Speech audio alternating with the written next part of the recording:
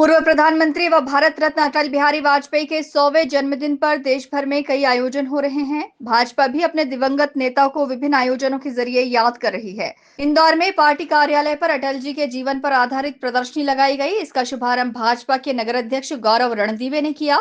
दरअसल इंदौर के विभिन्न स्कूलों और कला केंद्रों से जुड़े बच्चों ने अटल जी के जीवन के विभिन्न प्रसंगों, उनकी सरकार की उपलब्धियों, कार्यों को कागज पर उकेरा।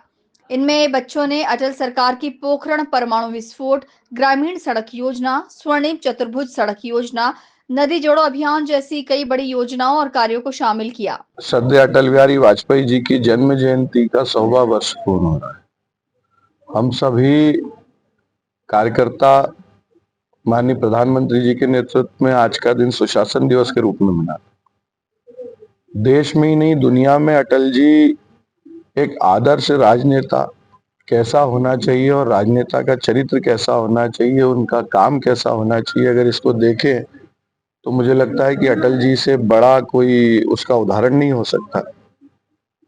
जब दुनिया में देश की बात रखने की बात आई तो नेता प्रतिपक्ष के नाते अटल जी ने जाके भारत का पूरा जिस तरह अपना विषय रखा, और जब उस समय के तत्कालीन सरकार के प्रधानमंत्री जी ने उनसे कहा तो उन्होंने कहा कि हम सदन में अपने विषयों पे बात करते हुए दल और पक्ष और प्रतिपक्ष हो सकते हैं, मगर भारत का जब प्रतिनिधित्व करने की बारी आती है तो हम सब भारतीय हैं।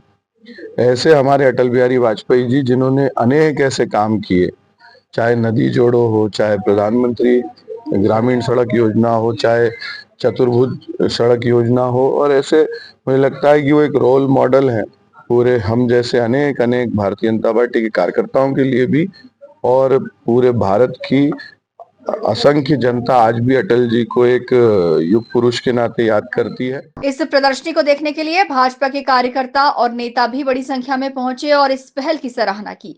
वहीं जिन बच्चों ने प्रदर्शनी के लिए पेंटिंग बनाई है, उन्हें प्रमाण पत्र और स्मृति चिन्ह भी दिए जाएंगे।